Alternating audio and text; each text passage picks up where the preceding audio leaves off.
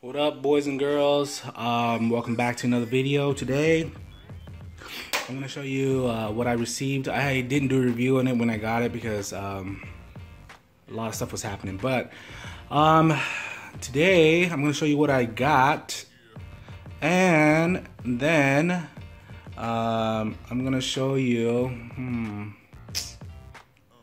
oh yeah, I'm gonna talk to you guys about a little bit about wiring, all the research that I've been doing. I know the last video we talked about how I found all those resources. So I'm still figuring out how I'm gonna obviously wire the car, and this is a challenge I want to take on for myself.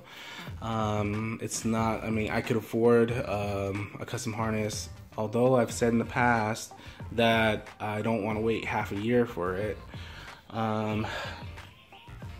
Which is usually the wait time, and for a good reason. They're good and they work the first time, but I want to challenge myself. I want to be able to say I wired the car up myself, and if I do have bugs, hey, so be it. I don't care.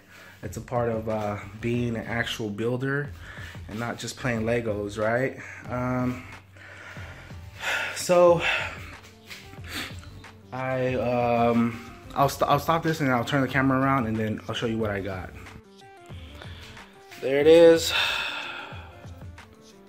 Excessive manufacturing steel drive shaft, rotationally welded and then straightened and balanced. J160 yoke. What's up, yoke? And then SR5 connection piece there. It is exactly the same as a GTS one, just 1 inch longer. And if I do happen to find a see this drum piece right here, this cause it's a drum rear end, it's an SR5 rear end, and I would give it the finger, but I can't find one. I'm not gonna pay that dude in LA $1,400 for one. That's fucking that's ridiculous.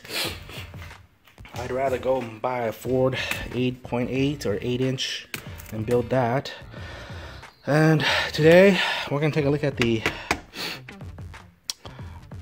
what do they call this? E-brake cable. This is just paper wrap. This is the actual drive shaft here. Slip yoke here. And if I ever do find one, I'm sorry, I lost my train of thought. But if I ever do find one, I'll just find a local drive shaft shop and shorten it 1 inch. That's all it is. The difference is just 1 inch. This one's longer because the housing of the SR5 is shorter. So anytime I feel like it, I could just go get this shortened 1 inch. However they decide to do that. Should be under under 100, maybe 150 locally. And then we're gonna see if I can, because this is as far as it goes. See that? Like I said in my other video, that's it. The trowel is maybe like half 1 inch. It's crazy. What else?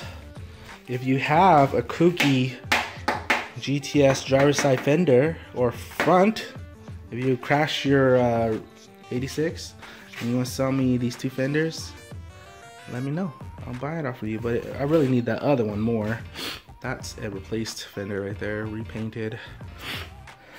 And if you are in SoCal and you have like a body kit or JDM front, hit me up. Might be interested. So the reason why it's been lagging is just I don't have time. I don't have time to go get my engine. If I go pick it up and then I can start installing it, but I have no damn time. I gotta watch I have 2 kids to watch. I mean, it's just the way it goes. But also got some other like really cool stuff that I have to go pick up at my brother's house. Lots of extra trim pieces that I just picked up from the boy Tony. Shout out to Yankuza. What else was I gonna say? Oh yeah, and the wiring, I'm still figuring out, like, cause you see how these go right here where all the fuse block. See where all this fuse is? This is where all the connection for the ECU goes. They don't have any of that. You see that? None of that's there. So this is one of the connections to the ECU. The other two would have came from the engine harness itself, which I have one for my brother. He's gonna hook me up with that kooky harness. And then I have a body harness that I got from Tony too. And I'm gonna go to the junk again and find the correct clips, and I'm hoping that maybe online I can find like female clips, the male side somehow, and then make a connecting jumper harness from this to the J160 ECU. And the plan is that I'm just gonna extend all the wires. See all these wires right here? Nothing connected to them. I'm gonna extend all the wires one by one to have the ECU sitting here. If that's even like a thing, I don't know. I don't really care if it sits in the engine bay, but maybe challenge myself that'll sit there. And then I'll do a little fuse relay panel here, an aftermarket one. Well, it'll just probably like sit here to power all the other stuff that I don't know, that I'll need to be powering. I'll do ECU, fan, maybe wideband, and then ignition. But I'm wondering if I could find the ignition on here. Find the ignition here, and then run the relay, run the OEM relay for ignition in the engine bay. That's probably what I'll do. I think that's what Mark and them do with the conversions. They just find the plugs. They have the plugs that plug up to here. They hook it up here so that ignition actually works from here. You just use the OEM wires. The OEM wires will actually run to the factory fuse and relays in the engine bay. And then not have to worry too much about hooking up a fuse panel. So my fuse panel might be small. I'm just making this shit up as I go. I don't really know, man. I still have a lot of research to do. But that's the plan. Keep it to a minimum. Try my hardest. Try my darndest to get some male plugs for these. And if you have them, link them down below. I'd really appreciate that. I know it's probably like some sort of like trade secret or whatever, but I'm not in that trade, so I don't know. Let's see if we can open this with this finger. Oh yeah. That's it. Blung AE86 SR5 rear. A brand new plate. Just sitting in here. Don't know if I want to actually put it on yet. Well, no, I'm gonna try to get a front jigging front or a front kit. Then I have to find, I'm gonna get pinout wiring for all of these. I have the actual book at home. Get pinout wiring to know all these wires, know all these plugs, and I'll be good. I mean, I don't think you have to be a rocket scientist or have a PhD to do this stuff. And anybody who's determined, I know that they'll be able to do it. You don't have to buy a harness. So let's get to this, and then we'll keep going.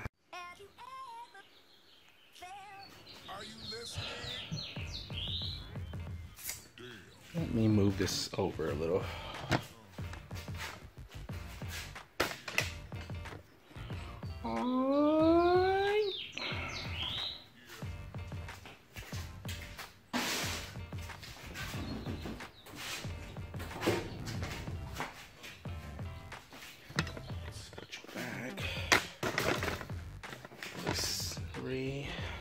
Position.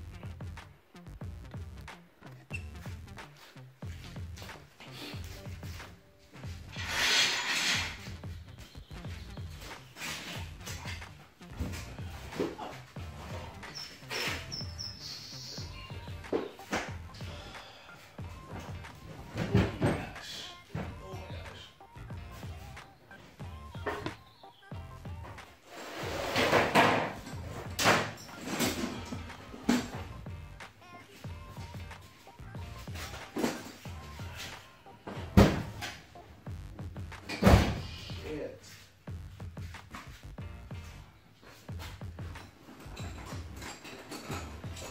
Just smashed my finger.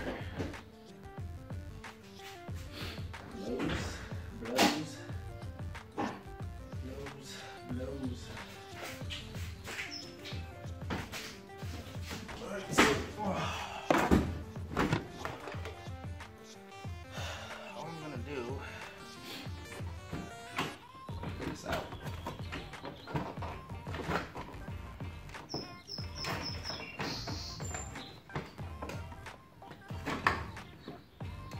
Gotta be careful because I broke my other one. I'd be pissed if I broke this one.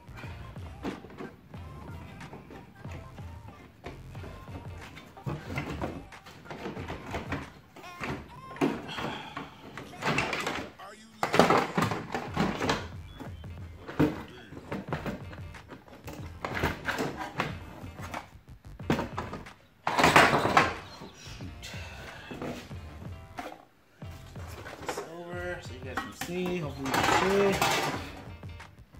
see this thread right here. I'm gonna move this pin, this bolt up so that I can actually have some sort of travel.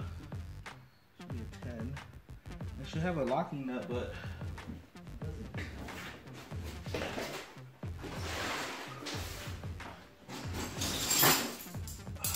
Here's my ass.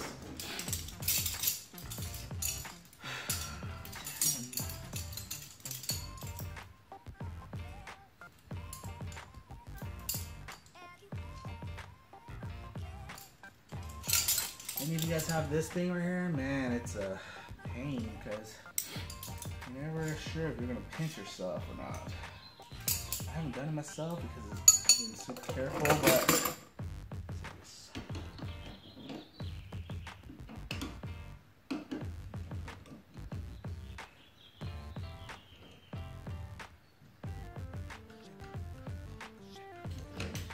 there it goes.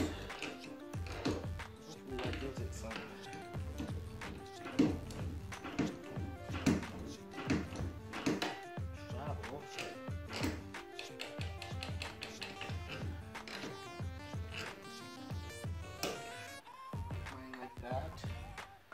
I'll find another bolt, another nut to double down on that. And I'll call it good.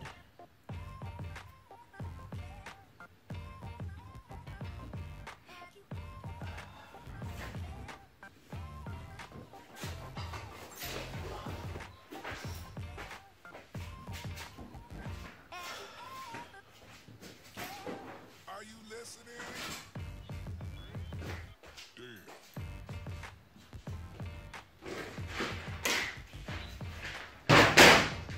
It's good to have all your nuts and bolts organized. And whenever I go to the junk, I always snag a bunch of them. Obviously, you just throw it in your bag. But here they are. Smaller 10s, wide 10s, really wide locking 10s, 12s, and huge ones. So I want to get, let's see something I want to use, but oh, maybe this guy. This is a good guy right here. It's nearly perfect. That's exactly how it should look. What do I have in here? Bleeder valves. You see that? Shock bolts, front shock bolts. More of those shock spindle bolts. Big bolts here. 10 mil long with a washer. 10 mil without washer.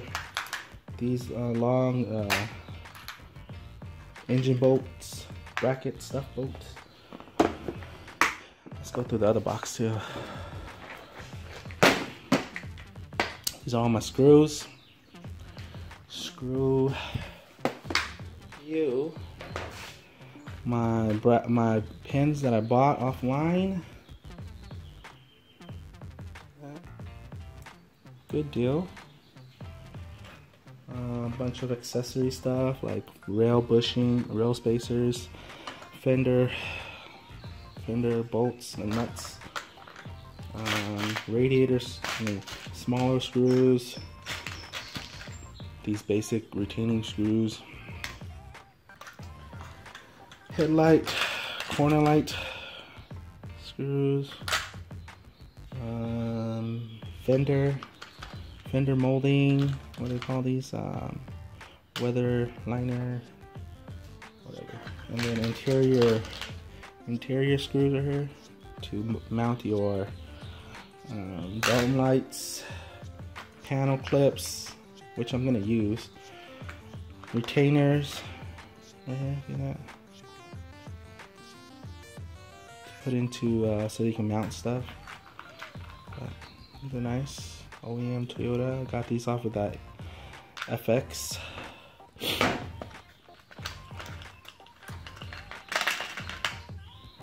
Clips. Just you know, a bunch of random stuff. Alright, let's go back. Let's see if we can't just go right here.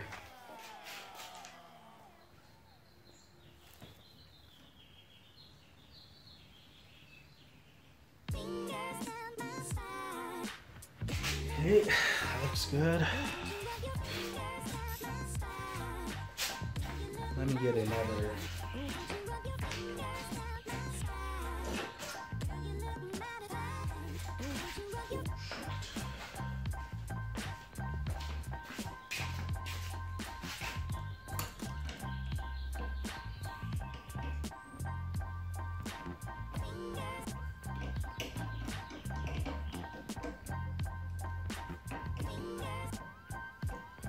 Yeah. Now it has at least some travel.